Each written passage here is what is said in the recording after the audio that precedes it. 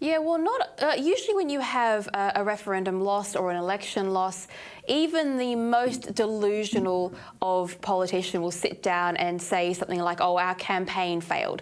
They'll admit that their campaign was a failure. But in this case, Labor is taking no responsibility at all for what happened, the terrible things that were said by the leaders of the campaign. Albanese himself didn't help things, but they'll never acknowledge that. Instead, Labor immediately, and I mean the afternoon that it happened, they were already blaming this concept of misinformation and seeking to pass new legislation, which will make it nearly impossible, if passed, to have open democratic conversations in the future. Now, this is extremely sinister because what they're saying is not only was the majority of the public wrong, we don't want the public to be able to have a political conversation that disagrees with what the entrenched rulers of the day are saying. How much of a change is this from the way we understand politics? Well, big, I think, and certainly from when I was a young journalist, very different to the Australia that I knew at the end of the last century. I mean, we've moved into a zone. I mean, we felt this creeping political correctness, wokeism had a broader agenda, right? I mean, it's there to make us all feel bad for thinking naughty thoughts, to control our thinking, to control our speech, to control our expression. It's a subtle cultural movement that's been running for quite a long time. And as it becomes normalized, it creeps into the law and into regulation and into legislation, as we're seeing with this latest horrific attempt to, openly curb our speech. Now, we have a clear situation here where the left were saying that anything that any opponent said on the right, or anybody that was, in favor of the no position, in fact, was spreading misinformation and disinformation.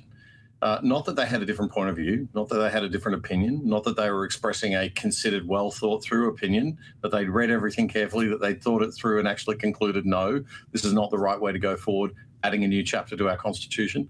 No, we were the purveyors and consumers of misinformation and disinformation, so deemed by this small group of bureaucratic elites. The problem is this. This group of bureaucratic elites have a lot of power. And this is what people forget. We think that they're a harmless rabble. No, they've spent 20, 30, 40 years inserting themselves into these positions of power within not just our government bureaucracies at local, state and federal level, but within all of our corporate bureaucracies as well, within the HR departments, within the PR departments, within procurement, compliance, the legal department, everything. And so this ideology of identity politics, of needing to kind of create this egalitarian, ironed out, equal society by force and by diktat, is now, the idea of that is firmly entrenched within these organisations and within this class of Australian citizens. And they do not like it when we, the deplorable rabble, the majority, 61% of us, turn around and say, not this time, sorry, you're wrong, and we're not going down this path. They hate it, and they're not going to respond with self-reflection, consideration that they may be wrong, thinking more broadly about diversifying the opinions that they represent in their roles and in the corridors of power. Oh no, they're going to use their power against us to punish us. And we're going to see that through this misinformation and disinformation bill. I mean, look, take the perfect example of a bureaucrat inside the ABC.